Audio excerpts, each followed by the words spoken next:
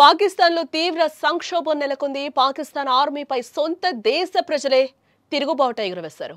నిన్న ఖైబర్ పఖ్తూన్ఖ్వాలో పాక్ ఆర్మీ దాడి చేసింది. ఈ దాడుల్లో 30 మందికి పైగా మృతి చెందారు. దీంతో పాక్ ఆర్మీపై పష్తూన్ తెగ తిరుగుబాటు చేస్తోంది. భారీ ఎత్తున సమావేశాలు ఏర్పాటు చేశారు. పెషావర్లోని ఎయిర్ ఫోర్స్ ని ముట్టడించాలని నిర్ణయం కూడా తీసుకున్నట్టుగా మనకైతే తెలుస్తోంది. పాకిస్తాన్లోని సైన్యంపై ప్రజలు తిరుగుబాటు మొదలైంది. నిన్న తెల్లవారుజామున ఖైబర్ పఖ్తూన్ఖ్వాలోని ఓ గ్రామంపై పాకిస్తాన్ సైన్యం బాంబుల వర్షం కురిపించింది. పాకిస్తాన్ ఆర్మీ బాంబు దాడుల్లో 30 మందికి పైగా పౌరులు మృతి చెందారు. ఈ ఘటనతో ఖైబర్ పఖ్తూన్ఖ్వాలో ప్రజలు అట్టుడికిపోతున్నారు. దీంతో పాకిస్తాన్ ఆర్మీపై స్థానికులు తిరుగుబాటు చేయడానికి ప్రణాళికలు సిద్ధం చేసుకున్నట్లుగా కూడా సమాచారం అందుతోంది.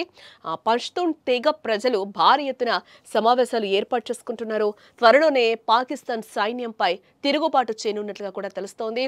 అటు పెషావర్లోని ఎయిర్ ఫోర్స్ స్టేషన్ ను ముట్టడించాలని నిర్ణయం తీసుకున్నట్లుగా కూడా మనకైతే సమాచారం అందుతోంది. నిన్న ఖైబర్ పఖ్తూన్ఖ్వా ప్రావిన్స్ లోని తిరాహ్ లోయ ప్రాంతంలో పాక్ సైన్యం బాంబుల వర్షం కురిపించింది. దీంతో బాధితులు పాక్ సైన్యం ప్రభుత్వంపై దుమ్మెత్తిపోస్తున్నారు.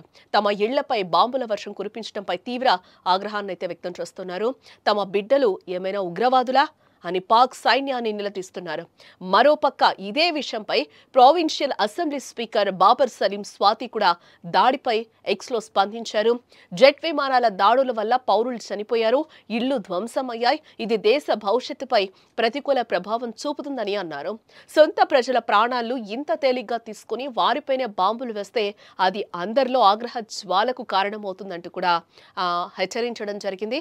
ఇక ఇదే విషయంపై మానవ హక్కుల కమిషన్ కూడా తీవ్రంగా ఆవేదన వ్యక్తం చేసింది. పిల్లలు, పౌరులు చనిపోవడం దుర్మార్గమని పేర్కొంది. ఈ ఘటనపై తక్షణం నిష్పక్షపాతంగా దర్యాప్తు జరిపి బాధ్యులను శిక్షించాలి. పౌరుల ప్రాణాలను కాపాడటం రాజ్యాంగబద్ధ కర్తవ్యం. కానీ అది పదే పదే విఫలమవుతూ వస్తోంది అని ఒక ప్రకటనలో తెలిపింది.